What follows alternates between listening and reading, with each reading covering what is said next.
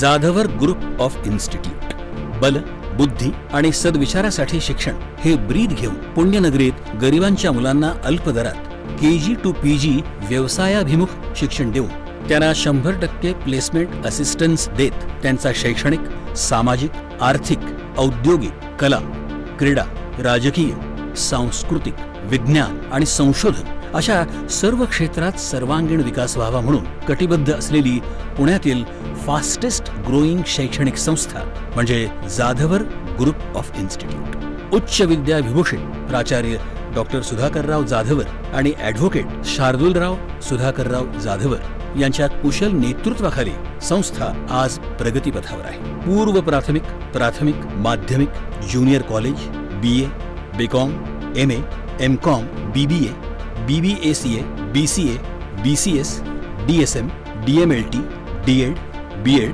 BSc Plain, BSc Data Science, BSc Fashion Designing, BSc Artificial Intelligence and Machine Learning, BSc Cyber Security and Digital Science, MSc Computer Application, MSc Computer Science, MBA, PGDM, BA LLB, LLB, ANM, GNM and International School असे एकाच छताखाली विविध अभ्यासक्रम या संस्थेच्या विविध कॅम्पसमध्ये शिकवले जातात। यशवंतराव चव्हाण महाराष्ट्र मुक्त विद्यापीठ आणि सावित्रीबाई फुले पुणे विद्यापीठ या दोन्ही विद्यापीठांचे सर्व एक्सटर्नल अभ्यासक्रमही इथे उपलब्ध आहेत। शिवाय बदलत्या काळाचा विचार करून संस्थेत ॲक्टिंग, डान्स, सिंगिंग, फोटोग्राफी आणि स्किल डेव्हलपमेंटचे विविध कोर्सेस शिकवले जातात। तर योगा, मेडिटेशन यासारखे वर्ग कॅम्पसमध्येच घेतले जातात। तसंच 9वी आणि 10वीच्या विद्यार्थ्यांना JEE, नीट, MSCET यासारख्या परीक्षांची तयारी करता यावी म्हणून IIT आणि IIM मधून शिक्षण घेतलेल्या तज्ज्ञ प्राध्यापकांकडून संस्थेत मोफत क्लासेस घेतले जातात। 2014 साली सुरू झालेल्या जाधवर ग्रुप ऑफ इन्स्टिट्यूटमध्ये आज 25,000हून अधिक विद्यार्थी शिक्षण घेतात, तर 1,500हून अधिक शिक्षक आणि शिक्षकेतर कर्मचारी काम करतात। संस्थेचा शैक्षणिक दर्जा टिकावा म्हणून शिक्षक भरती करताना त्यांच्या लेखी आणि तोंडी परीक्षा घेतल्या जातात। प्रसन्न आणि सुंदर कॅम्पस, प्रशस्त आणि अद्ययावत क्लासरूम, वर्गात digital board, KG to PG e learning, विद्यार्थ्यांच्या उपस्थितीची डिजिटल नोंद, उच्च शिक्षित आणि अनुभवी प्राध्यापक, थिअरीसोबत प्रॅक्टिकल शिक्षणावर भर, विविध क्षेत्रातील तज्ज्ञांचं मार्गदर्शन असं विद्यार्थ्यांच्या सर्वांगीण विकासाला पोषक असं शिक्षण हे या संस्थेचं वेगळेपण। भारतीय संस्कृतीसोबत अमेरिकन तंत्रज्ञानाचा अवलंब करून आंतरराष्ट्रीय दर्जाच्या शिक्षणाची संधी इथे विद्यार्थ्यांना मिळते। सशक्त युवा, सशक्त राजकारण, सशक्त भारत व्हावा या उद्देशाने त्यांनी गेल्या 2016 सालापासून युवा संसद सुरू केली आहे। महाराष्ट्र आणि गोवा या राज्यातनं या संसदेत विद्यार्थी सहभागी होतात। केंद्र शासन, राज्य शासन, लायन्स क्लब इंटरनॅशनल आणि नेहरू युवा केंद्राच्या संयुक्त विद्यमाने ही युवा संसद चालवली जाते। या कार्यक्रमात आजपर्यंत महाराष्ट्र आणि महाराष्ट्राबाहेरील मुख्यमंत्री, मंत्री आणि विविध क्षेत्रातील मान्यवरांनी मार्गदर्शन केलं आहे। विद्यार्थ्यांच्या विकासासाठी विविध कार्यक्रमांचं आयोजन, नियोजन संस्थेच्या वतीने केलं जातं। जसे शौर्य पुरस्कार, डॉक्टर सुधाकरराव जाधवर करंडक, जाधवर सायन्स फेस्टिवल, व्यसनमुक्ती अभियान, दारू सोडा दूध प्या हा 31 डिसेंबरला उपक्रम, राज्यस्तरीय निबंध आणि वक्तृत्व स्पर्धा, जाधवर फेस्टिवल, कीर्तन महोत्सव, जाधवर स्पोर्ट्स फेस्टिवल, आदर्श माता पुरस्कार, भारतरत्न डॉक्टर बाबासाहेब आंबेडकर ऑनलाईन व्याख्यानमाला, आदर्श शिक्षक पुरस्कार इत्यादी उपक्रम राबवले जातात। जाधवर सायन्स फेस्टिवलमध्ये विद्यार्थ्यांना 10 लाख रुपयांपर्यंत संशोधनाला प्रोत्साहन आणि पेटंटसाठी आर्थिक सहाय्य केले जाते। कमवा आणि शिका योजनेअंतर्गत 100हून अधिक विद्यार्थ्यांना संस्थेत नोकरीची संधी दिली जाते। आर्मी, पोलीस, पत्रकार, फायर ब्रिगेड, ॲम्ब्युलन्स चालक या क्षेत्रात काम करणाऱ्या पालकांच्या मुलांना या शैक्षणिक संस्थेत KG to PG पर्यंत शैक्षणिक शुल्कात 50% सवलत दिली जाते, तर मुलींसाठी 11वी ते PhD पर्यंतच्या शिक्षणासाठी विशेष स्कॉलरशिप दिली जाते। आज कुठल्याही शैक्षणिक संस्थेचा दर्जा हा तेथील विद्यार्थ्यांना मिळणाऱ्या प्लेसमेंट आणि पॅकेजवर गणला जातो। Bajaj Allianz, HDFC Bank, Volkswagen, Force Motors, Cognizant, Jio, Vodafone, IBM, L&T Infotech, Finolex Cable, Flipkart, Tata Capital, Tata AIG, Wipro तसंच Sahyadri Hospital, Ruby Hall Clinic अशा नामांकित कंपन्या दरवर्षी या संस्थेतील विद्यार्थ्यांना कॅम्पसमध्ये मुलाखती घेऊन नोकरीच्या संधी देतात। 100% विद्यार्थ्यांना इंटर्नशिपसाठी संस्थेमार्फत संधी दिली जाते। लवकरच 1000 एकर क्षेत्रावर विद्यापीठ स्थापनेचा संस्थेचा मानस आहे। Real estate, construction, hotel, films निर्मिती, टॅक्स कन्सल्टन्सी, सेवा अशा विविध उद्योग क्षेत्रातही जाधवर ग्रुप अग्रेसर आहे। पुणे या विद्येच्या माहेरघरात फास्टेस्ट ग्रोईंग असणारी ही शैक्षणिक संस्था लवकरच महाराष्ट्रातील फास्टेस्ट ग्रोईंग शैक्षणिक संस्था बनण्याच्या दिशेने वेगवान वाटचाल करत आहे। त्यांच्या या वाटचालीला हार्दिक शुभेच्छा।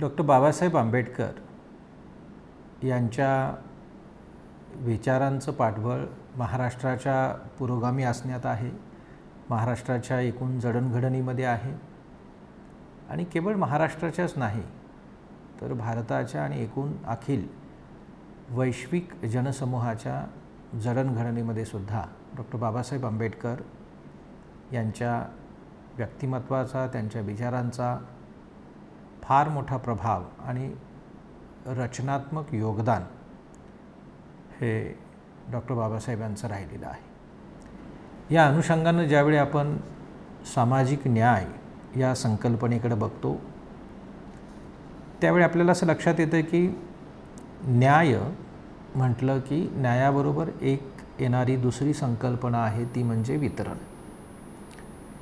न्याय आणि वितरण ह्या संकल्पना किंवा ही तत्त्व कितीही श्रेष्ठ असली तरी या सर्वांना मर्यादा आहेत आणि त्या मर्यादा आहेत म्हणून आपण त्यांच्याबद्दल अधिक विचार करतो।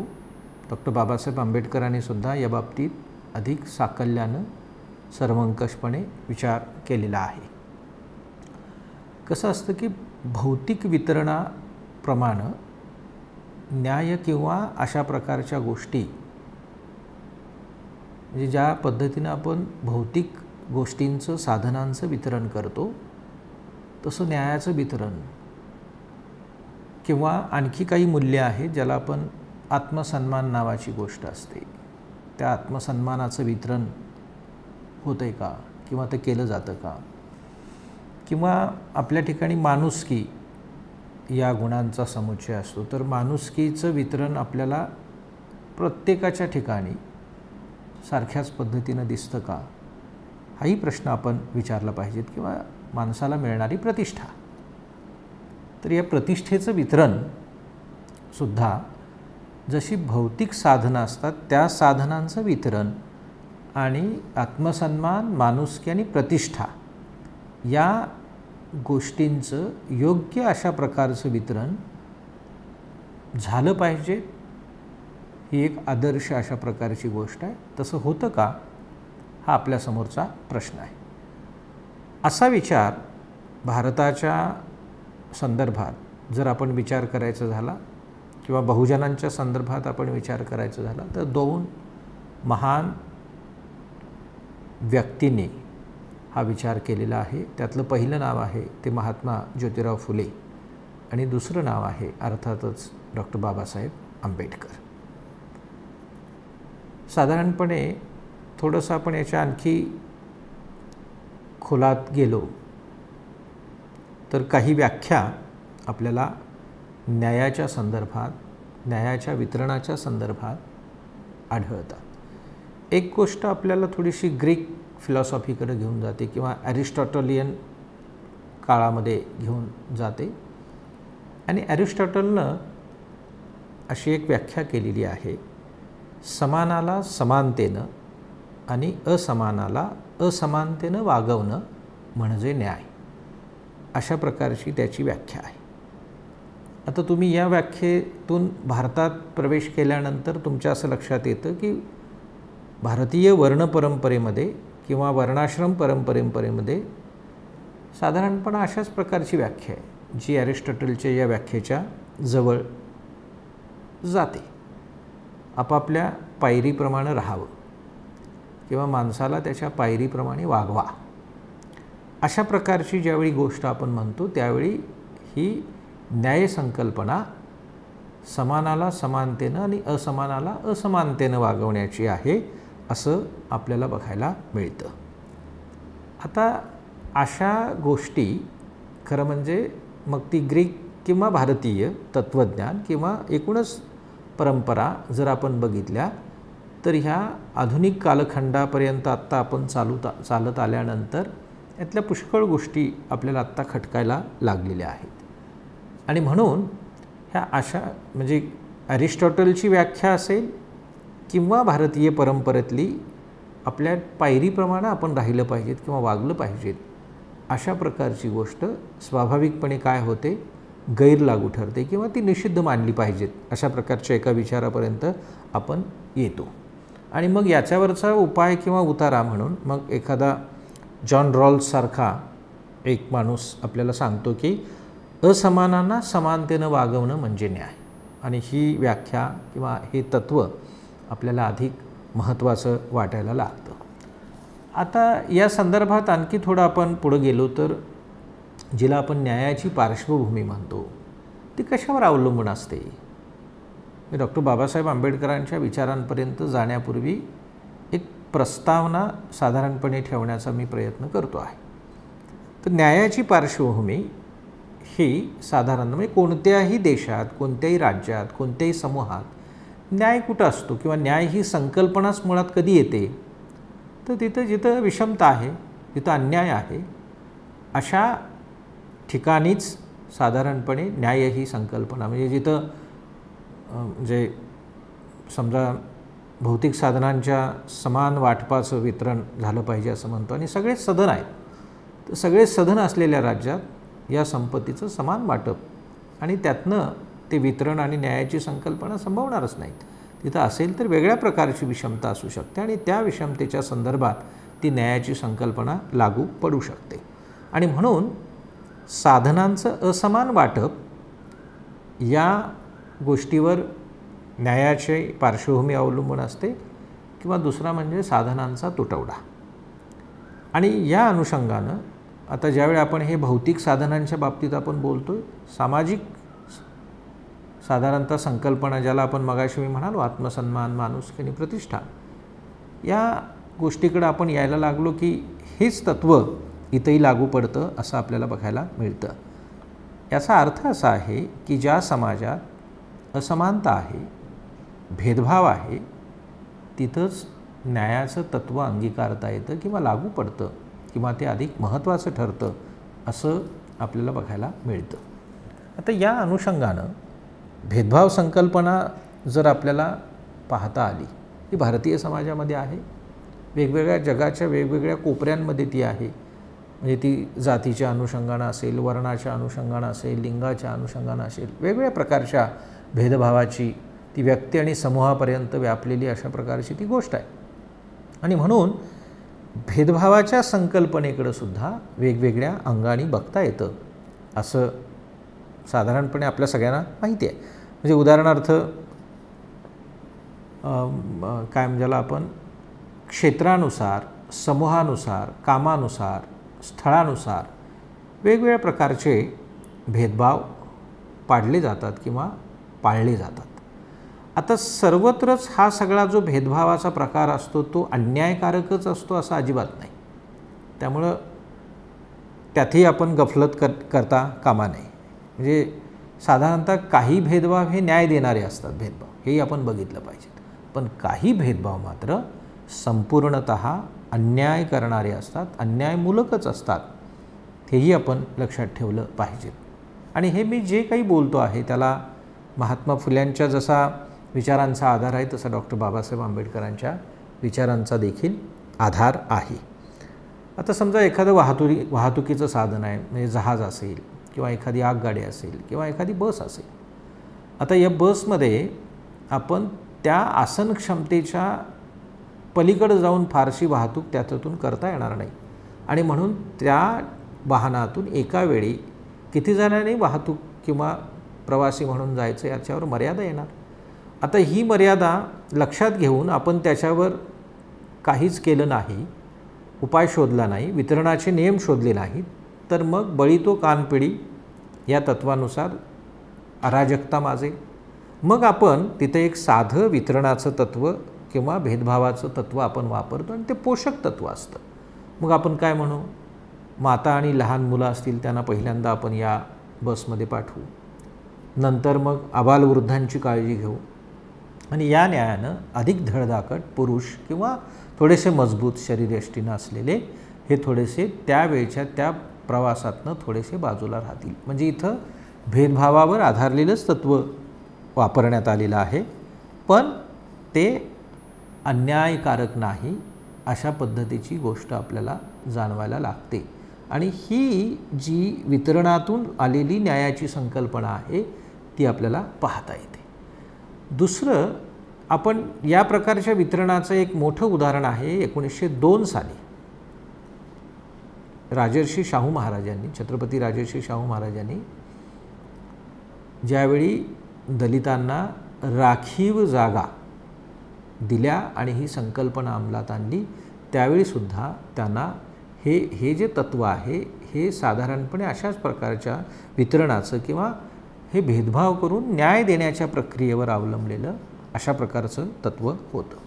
किंवा आणखी एक उदाहरण आपल्याला घेता येतं की संसर्गजन्य रोग झालेला आहे आणि अशा संसर्गजन्य रोग झालेल्या रोग्याला आपण परित्यक्त म्हणून बाजूला काढतो किंवा त्याला बाजूला ठेवतो, अलग करतो. आता त्याला अलग करणं म्हणजे हा त्याच्यावरचा अन्याय आहे, भेदभाव आहे आणि ही माणुसकीला काळिमा फासणारी गोष्ट आहे असं मात्र आपल्याला अजिबात म्हणता येत नाही. कारण व्यापक समाजहित, सर्व लोकांचं आरोग्य लक्षात घेऊन आपण असं म्हणतो की या व्यक्तीनं थोड्या काळासाठी रोग किंवा तो आजार पूर्ण बरा होईपर्यंत जर बाजूला राहिलं तर हा जो त्याच्या बाबतीत केला जाणारा भेदभाव आहे तो आपण ग्राह्य मानतो किंवा त्याला आपण महत्त्वाचं मानतो. पण अशा प्रकारचा भेदभाव हा आपण अशा भेदभावाबद्दल बोलतच नाही आहे. हा भेदभाव हा योग्य भेदभाव आहे असं आपण म्हणू. पण कोणीतरी एकानं काहीतरी गोष्ट केली म्हणून एका समस्त समूहाला, एका समस्त जात समूहाला वाळीत टाकणं किंवा त्याच्यावर म्हणजे एखाद्या व्यक्तीनं काहीतरी केलं म्हणून त्याची अख्खी वस्ती जाळून टाकणं किंवा एखाद्या व्यक्तीनं काही केली म्हणून त्याच्या समाजाला, त्याच्या संपूर्ण समाजाला दोष ठेवणं, अशा प्रकारची जी भेदभावाची संकल्पना आहे ती मात्र आपल्या दृष्टीनं बिलकुल अन्याय्य अशाच प्रकारची आहे. आणि म्हणून हक्काची भाषा संसर्गजन्य रोगाच्या बाबतीत बोलता येत नाही. म्हणजे माझे हक्क दमन केले जात आहेत, माझ्या हक्कांचं दमन होतं आहे, हा माझा अधिकार आहे, मी कितीही रोगी असलो तरी मी उघड्या म्हणजे काय म्हणजे आपण ताठ मानेनं आणि उधळ मात्यानं मी सगळ्यांमधून सगळ्यांना स्पर्श करत फिरणार आणि मी माझा हक्क बजावणार असं आपल्याला म्हणता येत नाही. पण एखाद्या व्यक्तीसाठी, एखाद्या समूहाला किंवा अकारण एखाद्या व्यक्तीला केवळ एखाद्या समूहात, एखाद्या जातीत, एखाद्या विशिष्ट अशा प्रकारच्या धर्मात जन्माला येतो म्हणून त्याला वंचित ठेवणं, वाळीत टाकणं, परित्यक्त करणं किंवा त्याच्यावर प्रसंगी सूड उगवणं हे जे आहे ते मात्र न्याय संकल्पनेला, सामाजिक न्यायाच्या संकल्पनेला लागू पडत नाही असंच आपल्याला म्हणावं लागेल. आता आणखी एक गोष्ट आपण लक्षात ठेवली पाहिजे ती म्हणजे कोणतंही योग्य कारण न देता भेदभाव करणं हे अत्यंत गैर आहे किंवा अन्यायकारक आहे. आता असं जर आपण म्हणायला लागलो तर मग एका दुसऱ्या गोष्टीपर्यंत आपण येतो. सामाजिक न्यायाच्या वितरणाच्या या सगळ्या संदर्भातच बोलत आपण पुढं जर आलो तर समान संधी ही प्रत्येकाला मिळाली पाहिजेत, व्यक्तीला मिळाली पाहिजेत, समूहाला मिळाली पाहिजेत. पण त्याबरोबरच प्रत्यक्ष लाभाचं तत्त्वसुद्धा अत्यंत महत्त्वाचं आहे, हेही आपण लक्षात ठेवलं पाहिजे. म्हणजे संधी मिळाली पाहिजेत, पण लाभाचं तत्त्व हे सुद्धा खूप महत्त्वाचं आहे. ते काय आहे नेमकं आपण थोडंसं एखाद्या उदाहरणादेखील आपण बघूया. लाभाचं तत्त्व लक्षात ठेवणं म्हणजे न्यायाच्या संकल्पनेला मूर्त रूप येण्यासाठी विशेष अशा प्रकारचे प्रयत्न करणं आणि खूप महत्त्वाचं आहे. हे कसं होतं, कोणी केलं, हे पुन्हा आपल्याला थोडंसं छत्रपती राजर्षी शाहू महाराजांच्या याच्याकडे जर आपण गेलो तर आपल्या सगळ्यांना माहिती आहे की गंगाराम कांबळे यांना छत्रपती शाहू महाराजांनी काय केलं, चहाचं दुकान करवीर नगरीत कोल्हापूरमध्ये टाकून दिलं. आता हे चहाचं दुकान टाकून दिलं म्हणजे अमृततुल्य चहा हा कोण बनवू शकतो, आता गंगाराम कांबळे हे बनवू शकतात. आणि गंगाराम कांबळेंना अशा प्रकारचं चहाचं दुकान टाकून दिल्यामुळं अमृततुल्य चहा बनवण्याची संधी निर्माण झाल्यामुळं ही संधी त्याला दिलेली आहे. आता त्यानं स्पर्धेत उतरावं असं म्हणून आपण विसंबून राहिलो, थांबलो, तरीसुद्धा त्याचा फारसा उपयोग होत नाही. अशा प्रकारची आपल्याकडची शासन व्यवस्था पण आहे किंवा अशा प्रकारची आपली यंत्रणा पण आहे आणि सगळ्यात महत्त्वाची आपल्याकडची सामाजिक व्यवस्था अशा प्रकारची, आणि ही फार पूर्वीपासून आहे. आणि म्हणून गंगाराम कांबळे यांना चहाचं दुकान थाटून किंवा काढून देणं, अमृततुल्य चहा बनवणाऱ्यांच्या यादीत त्यांना बसवणं आणि नंतर आपण शांत बसणं असं करून चालणार नाही. शाहू महाराज त्याच्या पुढं जातात. अशा प्रकारची संधी उपलब्ध करून दिली, आता तुझं तू बघ असं म्हणून ते थांबत नाहीत, तर ते त्याच्या पलीकडे जातात. आणि म्हणजे याचा अर्थ काय की इतरांबरोबर स्पर्धा करण्याची केवळ संधी निर्माण करून किंवा ती संधी देऊन चालत नाही, तर त्याच्या पुढं जावं लागतं आणि त्यासाठी प्रयत्न करावे लागतात. आणि म्हणून शाहू महाराज हे कितीतरी दिवस स्वतः काही प्रतिष्ठित लोकांच्या बरोबर जाऊन त्याच्या दुकानामध्ये म्हणजे चहाच्या हॉटेलमध्ये चहा पित होते. ही चहा पिण्याची जी कृती आहे ती अत्यंत महत्त्वाची आणि यालाच म्हणतो आपण प्रत्यक्ष लाभाचं तत्त्व स्वीकारणं किंवा अंगीकारणं. म्हणजे संधीची समानता त्याबरोबरच प्रत्यक्ष लाभाचं तत्त्व अंगीकारल्याची ही इतिहासातली उदाहरणं आपण लक्षात ठेवली पाहिजेत आणि त्या दृष्टीनं मला असं वाटतं की आपण प्रयत्न केले पाहिजेत. आता न्यायाचं म्हणजे न्यायाचं वितरण किंवा लाभाचं वितरण हे कितीही महत्त्वाचं असलं, किती श्रेष्ठ असलं तर या सगळ्याला मर्यादा आहे आणि ह्या मर्यादासुद्धा आपण लक्षात ठेवल्या पाहिजेत. आता या मुद्द्याकडे आपण डॉक्टर बाबासाहेब आंबेडकरांकडे आपण आता हळूहळू पुन्हा येतो आहे. मगाशी मी म्हणालो तसं भौतिक साधनांसोबतच आत्मसन्मान, माणुसकी, प्रतिष्ठा या नैतिक साधनांचं योग्य वितरण झालं पाहिजेत आणि या योग्य वितरणाबरोबरच प्रत्यक्ष लाभाचं तत्त्वसुद्धा आपण अंगीकारलं पाहिजेत. महात्मा फुले आणि डॉक्टर बाबासाहेब आंबेडकरांनी असा विचार केलेला आहे हे आपण जाणतो. आपल्याला ही महाराष्ट्राची किंवा भारतातल्या या थोर विचारवंतांची पार्श्वभूमी आपल्याला माहिती आहे. आता डॉक्टर बाबासाहेब आंबेडकरांचं एक विधान, विशेषतः जातीच्या बाबतीतलं जे विधान आहे ते मी आपल्यापर्यंत पोहोचवतो. ते काय म्हणतात, ज्या समाजात वरच्या जातीबद्दल चढत्या कमानीचा आदर व खालच्या जातींचा किंवा खालच्या जातींबद्दल चढत्या क्रमाने तिरस्कार, त्या समाजात आत्मसन्मानाचं सूत्र अतिशय दुर्लभ असतं किंवा ते अप्राप्य असतं किंवा ते अजिबात असत नाही. म्हणजे वरच्या जातीबद्दल चढत्या कमानीचा आदर आणि खालच्या जातीबद्दल चढत्या कमानीचा तिरस्कार, तिथं आत्मसन्मान नावाची गोष्टच अजिबात अस्तित्वात नसते किंवा ती जागाच घेऊ शकत नाही आत्मसन्मान, अशा प्रकारचं डॉक्टर बाबासाहेब आंबेडकरांचं निरीक्षण, त्यांचं विधान, त्यांचं जे विचारसूत्र आहे ते खूप महत्त्वाचं आहे. आता या दृष्टीने जर आपण बघितलं तर एकूणच भारतीय वैचारिक परंपरेमध्ये डॉक्टर बाबासाहेब आंबेडकर हे असे एकमेव विचारवंत आहेत किंवा एकमेव व्यक्ती आहेत, सामाजिक किंवा सैद्धांतिक वैचारिक मांडणी करणारे अशी एकमेव महत्त्वाची व्यक्ती आहे ज्यांनी आत्मसन्मान आणि न्यायाची सांगड घातलेली आहे. ती फार कमी वेळेला इतरांच्या बाबतीत आपल्याला घडलेली दिसते. म्हणजे साधारणपणे आत्मसन्मान आणि न्याय या गोष्टीची सांगड तुलनेनं बाकी कोणाने घातलेली नाही. म्हणजे आपण डॉक्टर बाबासाहेब आंबेडकरांच्या अगोदरचा कालखंड बघितला तर स्वराज्याची संकल्पना आहे, राष्ट्रवाद आहे, सामाजिक न्यायाच्या किंवा याच्या तुलनेनं राष्ट्राचं हित, समाजाचं हित अशा प्रकारच्या गोष्टी साधारणपणे इतर नेत्यांनी बघितलेल्या आहेत किंवा इतर विचारवंतांनी त्या मांडलेल्या आहेत. डॉक्टर बाबासाहेब आंबेडकर मात्र आत्मसन्मान आणि न्यायाची सांगड सातत्यानं घालत राहतात आणि ही फार महत्त्वाची अशा प्रकारची गोष्ट आहे. म्हणजे आत्मसन्मान आणि स्वाभिमानाला डॉक्टर आंबेडकरांनी सातत्यानं महत्त्व दिलेलं आहे, त्याला सातत्यानं अधोरेखित केलेलं आहे, त्याचं फोरग्राउंडिंग करण्याचं काम हे डॉक्टर आंबेडकरांनी सातत्यानं केलेलं आहे. आता डॉक्टर बाबासाहेब आंबेडकरांच्या बाबतीत त्यांच्या एकूण लेखनाचा, विचारांचा किंवा त्यांच्या एकूणच लेखनविषयक खंडांचा सगळा विचार केला, ते वाचलं.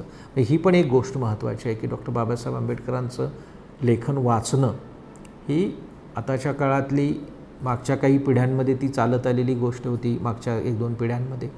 आता ती एकूणच पिढ्यांमध्ये वाचनाचीच आवड आणि या संदर्भातली अनास्था आपल्याला बघायला मिळते. पण डॉक्टर बाबासाहेब आंबेडकर हे मुळातून वाचले पाहिजेत.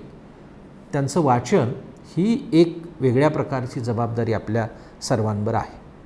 आता डॉक्टर बाबासाहेब आंबेडकरांना आधुनिक रचनेतनं, ज्याला आपण मॉडर्निटी आणि मॉडर्न एज हे सगळं म्हणतो, यातून दलितांना सन्मानाची वागणूक मिळेल, ती जुन्या रचनेतून मिळणार नाही पण आधुनिक रचनेतून ती मिळेल अशी एक खात्री डॉक्टर बाबासाहेब आंबेडकरांना वाटत होती. याचं कारण ते जो विचार करतायत म्हणजे बौद्ध आणि धम्मा म्हणजे या पुस्तकात असेल, या ग्रंथात असेल किंवा इतर सगळ्या बाकीच्या सगळ्या मांडण्यांमध्ये, त्यांच्या वेल कॅल्क्युलेटेड अशा प्रकारच्या भाषणांमध्ये हे सगळं जर आपण बघितलं तर हा विचार डॉक्टर बाबासाहेबांनी आपल्यासमोर सातत्यानं मांडलेला आहे. आणि त्यांची आणखी एक धारणा होती ती म्हणजे प्रत्येकाला, दलित समूहातील प्रत्येकाला त्याच्या क्षमतेनुसार काम मिळेल अशा प्रकारची सुद्धा धारणा डॉक्टर बाबासाहेब आंबेडकरांची होती. आणि मग ते असं म्हणतात की जो व्यवसाय परंपरागत पद्धतीनं हीन समजलेला व्यवसाय ते करत आलेले आहेत, आता इथून पुढे ज्याला आपण मॉडर्न एज म्हणतोय किंवा आधुनिक संरचना असलेलं हे जे जग आहे, अर्थात त्या रचनेसाठी काय काय लागेल ते नवयानापर्यंत येतात आणि त्यांची जी रिपब्लिकन पार्टी ऑफ इंडिया किंवा रिपब्लिकन पक्षाची, पार्टी ऑफ इंडिया म्हणजे पण रिपब्लिकन पक्षाची जी संकल्पना आहे जी अतिशय अपूर्ण आहे आताच्या काळात, ते जर असते तर कदाचित त्यांच्या उद्दिष्टांमधला, त्यांच्या ध्येयांमधला हा जो राजकीय पक्ष असता तर तो पक्ष सर्वात सुंदर आणि अतिशय योग्य असा पर्याय म्हणून उभा राहिला असता. पण आपण याच्यापर्यंत पोहोचू शकलेलो नाही. या सगळ्यांमधून त्यांनी ही सगळी व्यवस्था बघण्याचा, अधोरेखित करण्याचा सातत्यानं प्रयत्न केलेला आहे. पण असा हीन व्यवसाय आपल्या कोणालाही करावा लागणार नाही अशा प्रकारची त्यांची मांडणी होती. आता बघा, साधारणपणे आपण याच न्यायानं जर आपण पुढं गेलो तर थोडंसं याचं स्पष्टीकरण देणं मला गरजेचं आहे. याचं कारण काय, कोणत्याही समाजातील, मग तो कोणत्याही समूहातील, विशेषतः समजा दलित समूहाबद्दलची आत्ता आपण गोष्ट केली, तर एखादा दलित व्यक्ती जर समजा वरच्या हुद्द्यावर गेला तर साधारणपणे आपण असं म्हणूया की त्याचं काय होतं, त्याच्या ठिकाणी निर्माण होणारी जी अस्मिता आहे, म्हणजे एखाद्या मोठ्या पोस्टवर गेलेला एखादा व्यक्ती, म्हणजे ज्याला आपण अभिजन म्हणूया किंवा ज्यांना प्रतिष्ठा या समाजामध्ये, त्या प्रतिष्ठित समाजातील एखादा व्यक्ती जर मोठ्या हुद्द्यावर गेला तर त्याची अस्मिता ही जगजाहीर असते आणि त्याला त्या जेनरिक अस्मितेनुसार ओळखलं जातं. पण दलित जेनरिक अस्मिता मात्र दलित व्यक्तीच्या वाट्याला येणारी जी जेनरिक अस्मिता आहे ती मात्र आपल्याला अजूनही तशा प्रकारचा आकार घेताना अजिबात दिसत नाही. म्हणजे दलितेतर असलेल्या किंवा जे प्रस्थापित आहेत अशा प्रकारच्या व्यवस्थेतल्या व्यक्तीला जेनरिक अस्मिता जर प्राप्त झाली तर त्याची ओळख वेगवेगळ्या क्षेत्रापुरती किंवा वेगवेगळ्या याच्यापुरती असते. म्हणजे जर समजा घर असेल तर घरात पालक म्हणून त्यांची जेनरिक अस्मिता असते, कारखान्यात असेल तर त्याला कामगार अशा प्रकारची जेनरिक अस्मिता असते, वैचारिक क्षेत्रात गेलं तर त्याला विचारवंत म्हटलं जातं, विचारवंत म्हणून त्याला हे होतं, किंवा राजकारणात ती राष्ट्रपती होते किंवा ती IAS ऑफिसर होते, आणखी काहीतरी अशा प्रकारची गोष्ट होते असं आपल्याला बघायला मिळतं.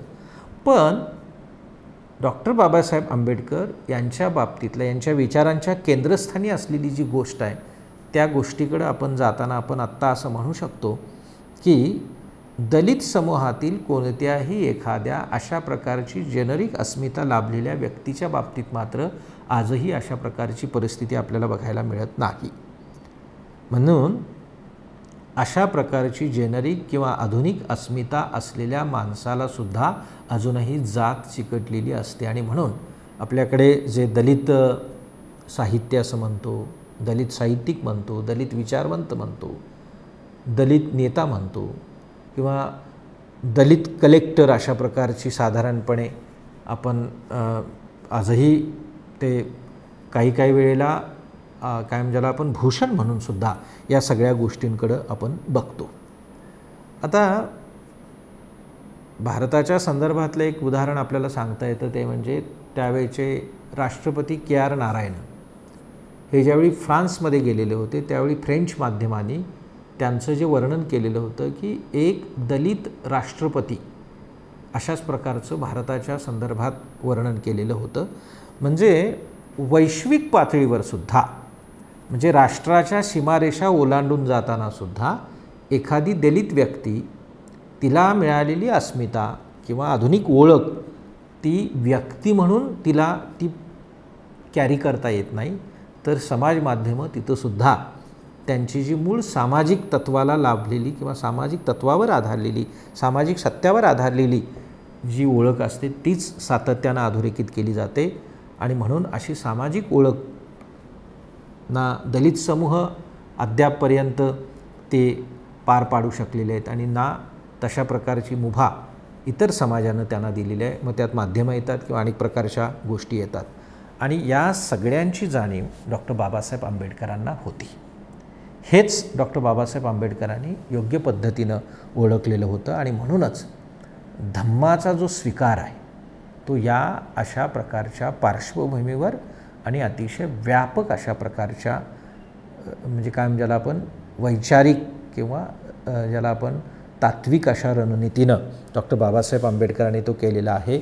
आणि म्हणून आधुनिकतेमध्ये जे जे अप्राप्य आहे किंवा आधुनिकतेमध्ये जे जे म्हणजे कायम ज्याला आपण अजूनही तेच सामाजिक सत्याकडेच बघण्याची अशा प्रकारची किंवा सामाजिक न्यायसंकल्पनेच्याच याच्यातनं जर आपण बघितलं तर तिथंही अजून उपमंडूक प्रवृत्तीनंच राहण्याची जी प्रवृत्ती आहे या सगळ्यात म्हटलं तर धर्म हा आधुनिकतेला पर्याय आहे किंवा तो ऑप्शन आहे अशा प्रकारची बाबासाहेबांची मान्य आहे. आणि म्हणून आपण असं म्हणूया की एका अर्थानं धम्माचं स्वीकारणं किंवा धम्म ही गोष्ट समजून सांगणं किंवा ती स्वीकारणं अंगीकारणं आणि ती सर्वांसमोर मांडणं हीच एका अर्थानं समाजाला नैतिक अधिष्ठान प्राप्त करून देणारी गोष्ट आणि हेच धम्म नावाचं तत्त्वज्ञान डॉक्टर बाबासाहेब आंबेडकरांनी ओळखलेलं आहे किंवा ते स्वीकारलेलं आहे. याचं कारण काय, तर मी मगापासून एक गोष्ट सांगत होतो की त्याच्यात जिथं स्पर्धा असते, मग स्पर्धेत टिकून राहणं येतं, टिकून राहायचं की मग ते वितरणाची गोष्ट आली, समान संधीची गोष्ट आली आणि अशा प्रकारच्या कोणत्याही याच्यामध्ये वर्षानुवर्ष खितपत पडलेल्या समुदायाला सातत्यानं या सगळ्या प्रकारच्या परिश्रमांमधनं या स्वतःला सतत सिद्ध करण्यातनं जावं लागणार आणि त्याच्याऐवजी हे तर जावं लागेल किंवा तो सगळा परत पुन्हा एक भाग वेगळा, पण त्याऐवजी म्हणजे स्वतःला आपण माणूस असूनही सतत सिद्ध करणं माणूस म्हणून, याच्यापेक्षा किंवा ही जी काय म्हणजे आपण अशा प्रकारची जी अत्यंत वाईट अशा प्रकारची परिस्थिती जी माणसाच्या वाट्याला येते, तर त्याच्यापेक्षा दुसरी कोणती वाईट परिस्थिती असू शकत नाही. आणि हे ओळखून डॉक्टर बाबासाहेब आंबेडकर वैचारिक पातळीवर किंवा तात्विक पातळीवर धम्म स्वीकारतात आणि तो धम्म तो स्पर्धाहीन धर्म आहे, म्हणजे ज्याच्यात स्पर्धेला वाव नाही आहे, त्याच्यात माणुसकीलाच सगळ्या साधारणपणे गोष्ट आहे. आणि म्हणून या अनुषंगानं डॉक्टर बाबासाहेब आंबेडकरांच्या धम्म विचाराकडे सुद्धा आपल्याला बघितलं पाहिजे. आता या पार्श्वभूमीवर साधारणपणे जर आपण बघितलं, मी मगाशी अलीकडच्या कालखंडामध्ये साधारणपणे सगळेच म्हणजे ज्यावेळी आपण दलित समूह म्हणतो त्यावेळी दलितेतर बहुजन समूह म्हटले. या अशा प्रकारच्या बहुजन समूहांमधल्या सुद्धा बऱ्याच प्रकारच्या गोष्टी जर आपण बघितल्या तर सातत्यानं आपल्याला लक्षात येतं की अलीकडे एक असा मार्ग चोखाळला जातो किंवा अशी एक साधं सोपं हलकं स्वतःचं राजकारण अबाधित ठेवणारं एक समीकरण किंवा एक सूत्र सतत पाळलं जातं. ते म्हणजे जे वैयक्तिक ते सामाजिक, म्हणजे पर्सनली सोशल असं जे आपण म्हणतो ते पॉलिटिकल होतं, आता ते सोशल झालं. पॉलिटिकल सोशल सगळे एकच कोटी आहेत, पण आपण जे करू ते सामाजिक आहे, आपण जे करू ते राजकीय आहे. या सगळ्या भावनेतनं अलीकडे काय व्हायला लागलेलं आहे, आजचं दलित राजकारण किंवा आजचं बहुजनांचं राजकारण, आजचं सगळ्यात म्हणजे सर्वच पातळीवरचं जे राजकारण आहे ते अतिशय भ्रष्ट होत चाललेलं आहे. हेही आपण लक्षात ठेवलं पाहिजेत आणि याचा आपल्या सगळ्यांना पुनर्विचार करावा लागेल. याला नव्या पिढीनं खरं म्हणजे या नव्या पिढीसमोरचं हे अधिक आव्हान आहे आणि त्या आव्हानाला आपल्याला सामोरं जावं लागेल. बघा, ही झाली डॉक्टर बाबासाहेब आंबेडकर यांच्या बाबतीतली धम्म स्वीकारण्यातली आणि सामाजिक न्यायाच्या संकल्पनेपर्यंतची एक साधारणपणे मला एका कमी वेळात थोडक्यात जी मांडता येण्यासारखी जी मांडणी होती ती एक मांडली मी. आता आपण त्याच्यातूनच एका दुसऱ्या टप्प्याकडे जाणार आहोत. मी अंतिम एका दुसऱ्या टप्प्याचा महत्त्वाचा जो भाग आहे तो तुमच्यासमोर सांगायचा प्रयत्न करतो आहे आणि त्याला फार मोठं आणखी एक कारण असं आहे की आपण म्हणजे डॉक्टर बाबासाहेब आंबेडकर असतील, महात्मा ज्योतिराव फुले असतील किंवा विठ्ठलरामजी शिंदे असतील किंवा छत्रपती शिवाजी महाराज असतील किंवा कोणी असतील, या सगळ्यांना स्थळ काळाच्या मर्यादा असतात. पण आपल्याकडे म्हणजे डॉक्टर बाबासाहेब आंबेडकर हेच मुळात व्यक्तिपूजेच्या विरोधात होते. महात्मा गांधीजींच्याबद्दलसुद्धा त्यांनी महात्मा या कोटीबद्दल लिहिताना ते तिरस्कारानं बोललेले नाहीत. म्हणजे महात्मा गांधी आणि डॉक्टर बाबासाहेब आंबेडकर यांच्या समन्वयाच्या सुद्धा अनेक प्रकारच्या शक्यता आहेत आणि तो प्रकल्पसुद्धा खरं म्हणजे नव्या पिढीलाच तो करायचा आहे.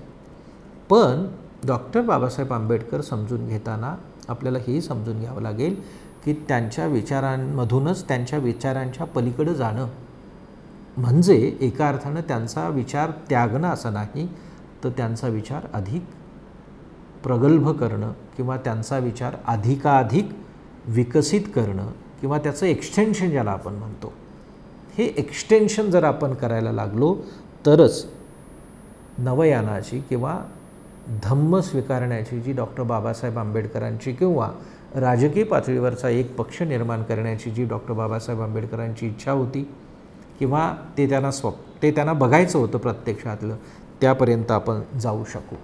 त्यासाठी साधारणपणे आपल्याकडची जी ज्ञानव्यवस्था आहे, आपण ज्ञानव्यवस्थेमध्ये स्वतःला झोकून दिलं पाहिजेत किंवा त्याच्यात सहभागी होता आलं पाहिजेत. डॉक्टर बाबासाहेब आंबेडकर या अनुषंगानं काय करतात ते आपण थोडंसं बघितलं पाहिजे. बघा, साधारणपणे राज्य चालवलं जातं, त्याच्यात राज्य असतं, स्टेट ज्याला आपण म्हणतो, राज्यकर्ते असतात, आणि दुसरी त्या राज्य शासनाची म्हणजे राज्य शासन नावाची एक यंत्रणा असते, ती शासकीय यंत्रणा असते. आता ही शासकीय यंत्रणा काय करते? बऱ्याचदा साधारणपणे काय होतं बघा तुम्ही, म्हणजे समजा गौतम बुद्धाला ज्ञान होणं, ज्ञानाची प्राप्ती होणं, एखादा दुःखी आहे, माणूस मृत्यू पावतो म्हणजे काय पावतो? शेवटी राजकुमार आहे, त्यामुळे राजकुमारांना एखादी गोष्ट बघणं आणि त्या गोष्टीचं ज्ञान त्या यंत्रणेकडून, त्याच्यासोबत असलेल्या यंत्रणेकडून त्यांना होणं, म्हणजे याचा अर्थ राजकुमाराला दिलं गेलेलं जे ज्ञान आहे ते शासकीय ज्ञान असतं, असं जर आपण म्हटलं तर आजसुद्धा आपल्याकडं असणारी ज्ञानव्यवस्था किंवा एकूणच राज्यशासन व्यवस्था किंवा शासकीय प्रणाली जर आपण बघितलं तर राज्यकर्त्यासाठी ही जी शासन यंत्रणा असते ती राजकीय ज्ञानाचं रूपांतर करते किंवा निर्मिती करते, आणि हीच जी शासन यंत्रणा असते ती सर्वसामान्यांसाठी शासकीय अज्ञानाची निर्मिती करत असते. आता याचं भान डॉक्टर बाबासाहेब आंबेडकरांना फार प्रकर्षानं आहे, आणि म्हणून बघा, साधारणपणे डॉक्टर बाबासाहेब आंबेडकरांच्या याच्यातनं जर आपण बघितलं तर काय होतं, या सगळ्यांमधून शासक म्हणून एखाद्या राज्याकडं अनिर्बंध अशा प्रकारची शासन यंत्रणा खरं म्हणजे असते, कारण तो शास्त्र असतो, तो राजा असतो, तोच राज्य चालवणारा असतो, आणि म्हणून त्याच्या हातात अनिर्बंध अशा प्रकारची सत्ता येते. पण जे शासकीय ज्ञान असतं, म्हणजे शासकीय यंत्रणेनं निर्माण केलेलं ज्ञान, हेच त्याची हत्यारं असतात, हेच त्याचं आयुध असतं किंवा हेच त्याचे पॅरामीटर असतात, आणि म्हणून आपोआपच अशा अनिर्बंध राज्याच्या सत्तेवर शासकीय यंत्रणा काय करत असते, त्याच्यावर निर्बंध आणत असते. हेही आपण लक्षात ठेवलं पाहिजेत. आणि या अनुषंगानं मला असं वाटतं की आपण जर डॉक्टर बाबासाहेब म्हणजे ही शासकीय यंत्रणा, शासनाकडून निर्माण होणारं ज्ञान, त्यातली व्यक्ती, समूह, समाज, अशा सगळ्या गोष्टी जर आपण बघितलं तर महात्मा फुले आणि डॉक्टर आंबेडकर या दोहोंच्या विचारामध्ये एक समान सूत्र आपल्याला बघायला मिळतं. आपण पटकन पुढच्या भागात याच शासन, यंत्रणा, ज्ञानव्यवस्था, ज्ञान, राजसत्ता, सत्ता आणि मग सर्वसामान्य लोक, या सगळ्या एका प्रारूपापर्यंत आपण जातो. दोघांची सुद्धा गोष्ट जर आपण बघितली तर दोघांची अपेक्षा काय आहे, तर राज्यानं म्हणजे स्टेट किंवा सरकारनं आणि शासन यंत्रणेनं समाजात हस्तक्षेप केला पाहिजेत असं दोघंही म्हणतात. एका सर्टन पॉईंटपर्यंत दोघंही असं म्हणतात की राज्यानं, सरकारनं आणि शासन यंत्रणेनं समाजात जे काही चाललेलं आहे आत्ता त्या काळात, आंबेडकरांच्या काळात असतील किंवा महात्मा फुलेंच्या काळात असेल, विशेषतः महात्मा फुलेंच्या बाबतीत जर आपण बघितलं तर राज्यकर्त्यांकडून फुले हे नैतिकतेची अपेक्षा करतात. म्हणजे राज्यकर्ते ब्रिटिश आहेत, ब्रिटिश बाहेरून आलेले आहेत, त्यांना शूद्रातिशूद्रांच्या परिस्थितीचं ज्ञान नाही, ते ज्ञान त्यांनी करून घेतलं पाहिजेत, आणि ते जर ज्ञान त्यांनी करून घेतलं तरच त्यांना शूद्र कळतील आणि शूद्रांच्या बाबतीतला त्यांचा व्यवहार सुधारेल. म्हणजे शूद्रांचं ज्ञान मिळवून त्यांनी शूद्रांच्या बाबतीत वागावं, अशा प्रकारची नैतिक कृती फुले यांनी ब्रिटिश राज्यकर्त्यांकडून केलेली आहे. म्हणजे किंबहुना फुल्यांच्या बाबतीत जर बघायचं झालं किंवा फुले म्हणतात त्याप्रमाणे ही ब्रिटिशांची नैतिक आणि राजकीय कृती आहे असंच फुल्यांना म्हणायचं आहे. विशेषतः शेतकऱ्याचा आसूड प्रकरण क्रमांक 4 आणि 5 मध्ये जर हे बघितलं तर हे आपल्याला बघायला मिळतं. म्हणजेच फुल्यांच्या अनुषंगानं सार्वभौम सत्ता किंवा तिचे अधिकारी आणि शासन यंत्रणा यांच्यातल्या इंटरकनेक्टिव्हिटीमध्ये किंवा आंतरसंबंधांमध्ये अशक्त लोकांना न्याय मिळाला पाहिजेत अशा प्रकारची फुल्यांची धारणा आहे. म्हणजे बघा, सार्वभौम सत्ता म्हणून ब्रिटिश, तिचे अधिकारी आणि शासन यंत्रणा म्हणजे इथली प्रस्थापित मंडळी त्यावेळची, मग त्यात ब्राह्मण असतील किंवा आणखी वेगवेगळ्या प्रकारचे त्या काळातले सत्ताधीश असतील, आणि ह्या दोघांमधले जे आंतरसंबंध आहेत त्यातून त्यातून तयार झालेली जी यंत्रणा आहे त्याच्यात अशक्त लोकांना न्याय मिळाला पाहिजेत असं फुले सांगतायत. डॉक्टर बाबासाहेब आंबेडकर हे, आता आपण फुल्यांच्यामधून डॉक्टर बाबासाहेब आंबेडकरांकडे आलो. डॉक्टर बाबासाहेब आंबेडकर हे म्हणजे केवळ लॉ झालेले काय ज्याला आपण प्रबुद्ध असे इसम नाही आहेत, तर ज्याला आपण इंटरडिसिप्लिनॅरिटी म्हणतो, आंतरविद्याशाखीयता लाभलेलं अशा प्रकारचं हे व्यक्तिमत्व आहे असा हा विचारवंत आहे. एकाच वेळी पण त्याच्यामध्ये सुद्धा एक बायनरी आपल्याला बघायला मिळायला लागते, एक द्वंद्व आहे. आणि ते म्हणजे काय, तर लोकशाही शासन प्रक्रियेवर विश्वास आहे डॉक्टर बाबासाहेब आंबेडकरांना, आणि दुसऱ्या बाजूला अविश्वाससुद्धा दिसून येतो. आणि हे जर त्यांच्या विचारात किंवा त्यांच्या कृतीत, त्यांच्या एकूण लेखनात जर बघायचं झालं तर जर आपण बघितलं तर त्यांच्या विचारांमध्ये सुद्धा जसं फुले म्हणतात तसं सामाजिक प्रश्नांमध्ये राजसत्तेनं हस्तक्षेप करावाच असं फुल्यांसारखंच डॉक्टर बाबासाहेब आंबेडकरांनी मांडलेलं आहे. परंतु त्यांना हेही माहीत आहे की जो शासक वर्ग आहे तो सामाजिक न्यायासाठी काहीही करणार नाही, आणि त्यामुळं राजसत्तेचा हस्तक्षेपसुद्धा तेवढाच महत्त्वाचा आहे.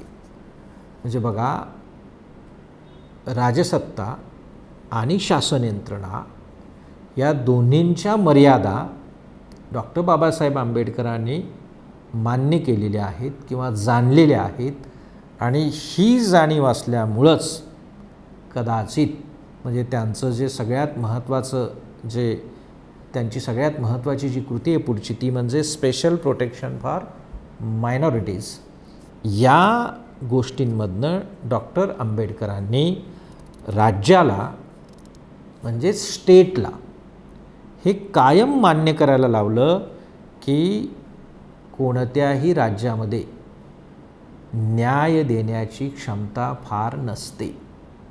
म्हणजे राज्याला ठरवूनसुद्धा न्यायी होता येत नाही किंवा न्यायाची क्षमता नसते, अशा प्रकारची गोष्ट डॉक्टर बाबासाहेब आंबेडकरांनी ओळखली, जाणली, आणि या सगळ्या गोष्टी लक्षात घेऊन राज्य शासनाचे अधिकारी नियम आणि अटींचा वापर करतील, आणि जी उच्छृंखल किंवा एका अर्थानं काय नियम आणि अटी तयार पण करतील, आणि आपली सत्ता ज्याला पॉवर म्हणतो आपण ती अबाधित ठेवण्यासाठी जे जे काही करायचं ते करतील.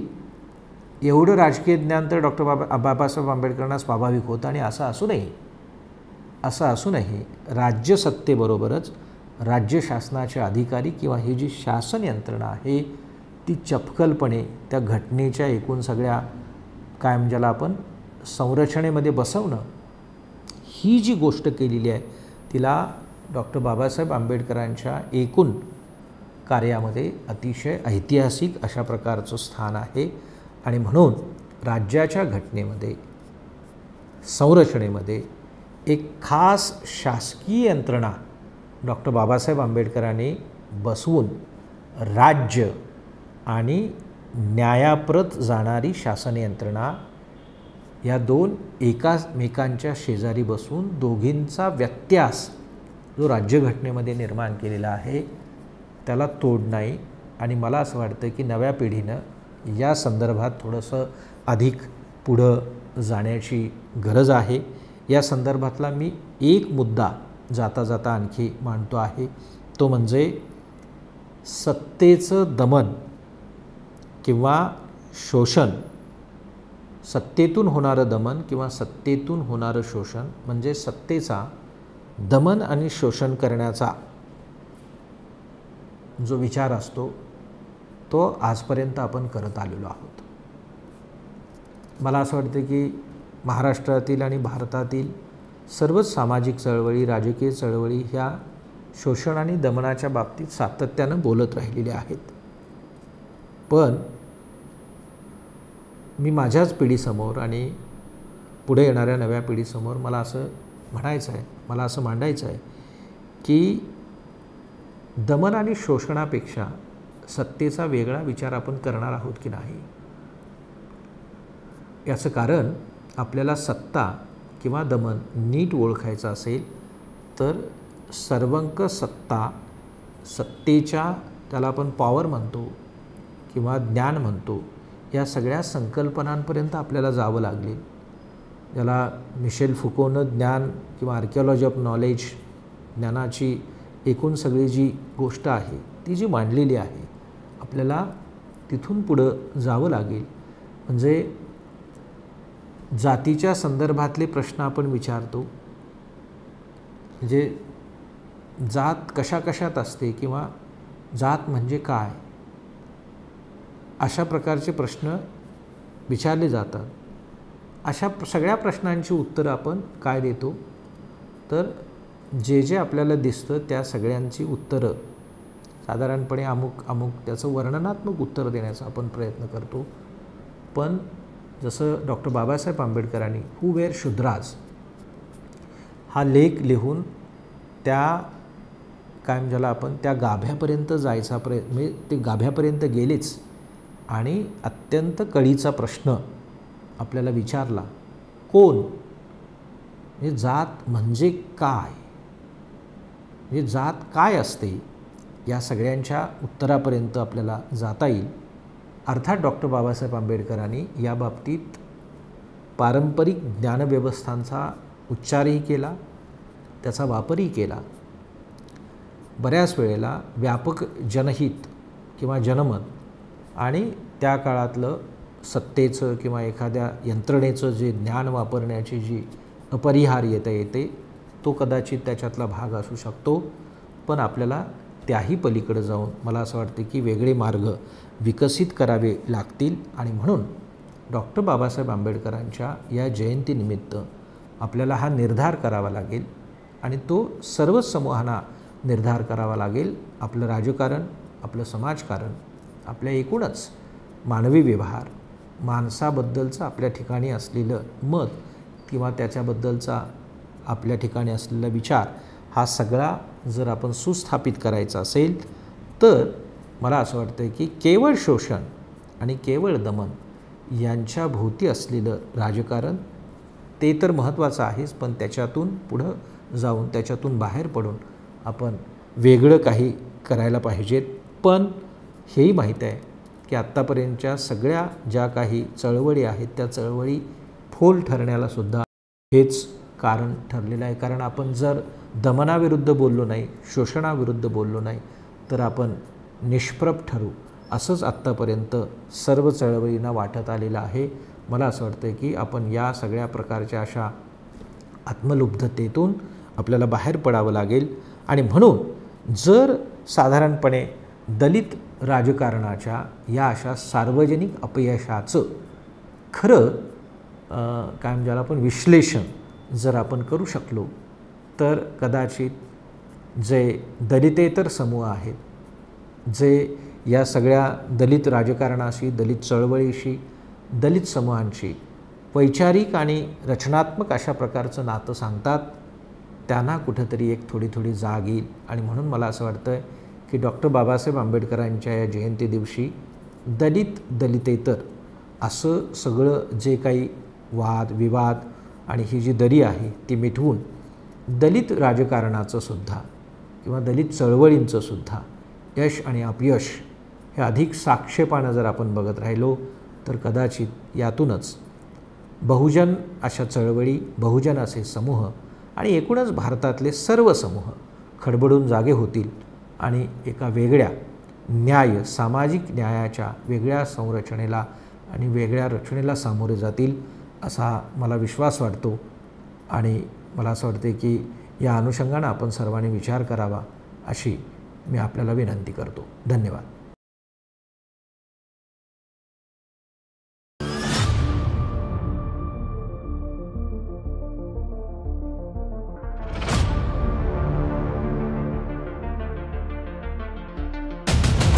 जब लेकिन ऐसे नौजवान लड़के और लड़कियां राजनीति के अंदर आएंगे तो देश के अच्छे दिन आने वाले हैं, ये आप समझ लीजिए।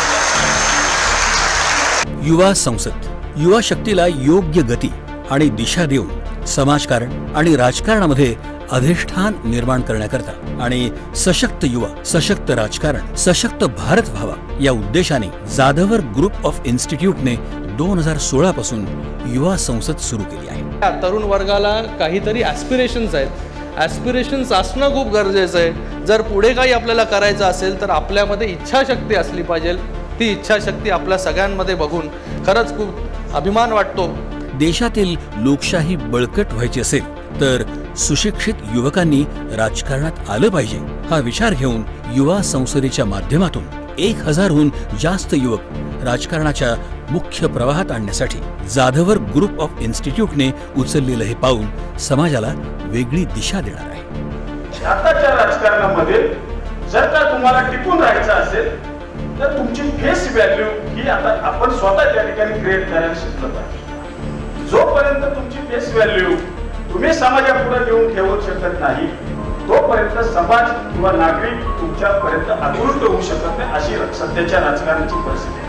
हिंदुस्थानी ही एकच जात असणं हे अत्यंत गरजेचं आहे. समाजासाठी चांगलं नेतृत्व निर्माण करणं हा महत्वाचा उद्देश डोळ्यासमोर ठेवून प्रभावी नेतृत्व करणारे चेहरे युवकांच्या समोर आणून त्यांना प्रेरणा देण्याचं काम या माध्यमातून सुरू आहे.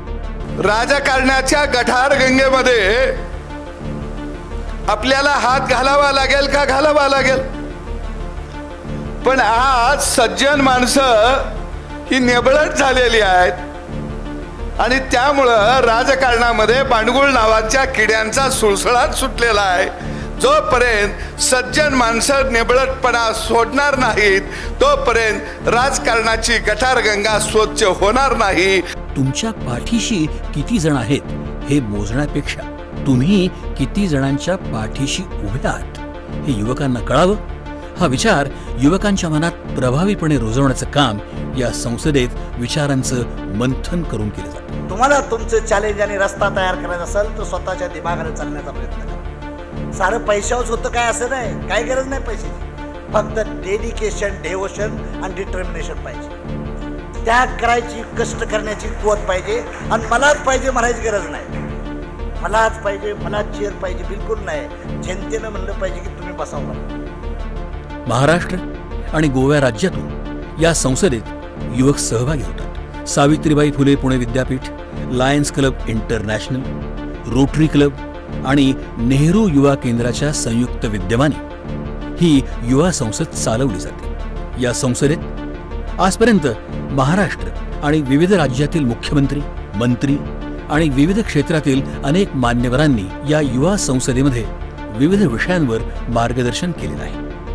आमच्याकडे अडचण काय झाली आहे, मी शिकायचं का तर नोकरी करण्यासाठी.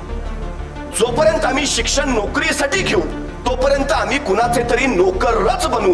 जोपर्यंत आम्ही स्वतःला घडण्यासाठी आणि राष्ट्र घडवण्यासाठी शिक्षण घेत नाही तोपर्यंत आम्ही मालक बनत नाही. ही पहिली गोष्ट आम्ही लक्षात घ्यायला. तसंच समाजात निस्वार्थीपणे समर्पण भावनेतून उल्लेखनीय कार्य करणारे सरपंच, पंचायत समिती सदस्य, जिल्हा परिषद सदस्य, आमदार, खासदार, मंत्री, मुख्यमंत्री, पत्रकार आणि प्रशासकीय अधिकारी यांना विविध पुरस्कारांनी सन्मानित केले जाते. मध्यमवर्ग काय म्हणतं, नको बाबा राजकारण, आम्हाला राजकारण नको, याचं राजकारण घाण आहे. अरे घाण आहे तर साफ करायला उतरा गटारा, तर साफ होईल लक्षात घ्या. त्यामुळे माझी तरुण मुलांना ही विनंती आहे, आई वडिलांनी जरी सांगितलं राजकारण खराब आहे तर ते अजिबात ऐकू नका. आपण चांगले असू, आपण ठरवलं भ्रष्टाचार करायचा नाही, आपण ठरवलं सचोटीने वागायचं, आपण ठरवलं सामान्य माणसाची बांधिलकी ठेवायची तर आपलं राजकारण चांगलं होऊ शकतं. युवा संसदेत शैक्षणिक, सामाजिक, आर्थिक, औद्योगिक, कला, क्रीडा, राजकीय, विज्ञान, सांस्कृतिक आणि संशोधन क्षेत्रातील तज्ज्ञांचं बहुमूल्य मार्गदर्शन युवकांना दिलं जातं.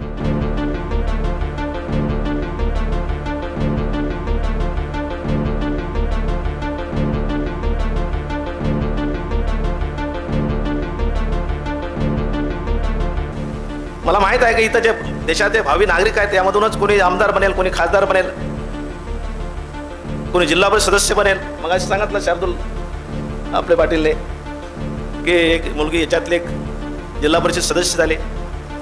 विविध सामाजिक आणि राजकीय क्षेत्रातील विषयांवर विस्तृतपणे चर्चा करून संबंधित अहवाल विविध राज्यातील राज्यपाल, मुख्यमंत्री आणि संबंधित विभागाचे मंत्री यांना पाठवण्यात येतो. कि मंजिल मिले ना मिले ये मुकद्दर की बात है, हम कोशिश भी ना करें ये गलत बात है.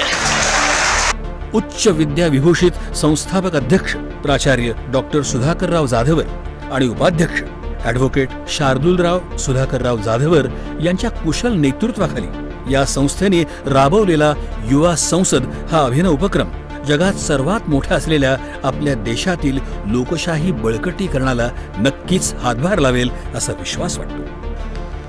40 वर्ष माणसांमध्ये काम केल्यामुळे डोळे माझे खूप शार्प आहेत, कानी माझे खूप शार्प आहेत, ते पटकन विश्लेषण करतात. त्याच वेळेला मला जाणवलं की खूप गट्स असणारा मुलगा आहे,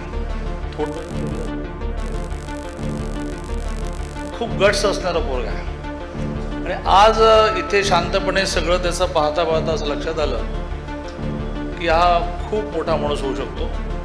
असा या युवा संसदेचा एका अर्थाने संयोजक आणि ह्या ट्रस्टचा उपाध्यक्ष शार्दूल जाधवर ग्रुप ऑफ इन्स्टिट्यूटच्या या प्रयत्नांना असंच यश लाभत राहो ही सदिच्छा.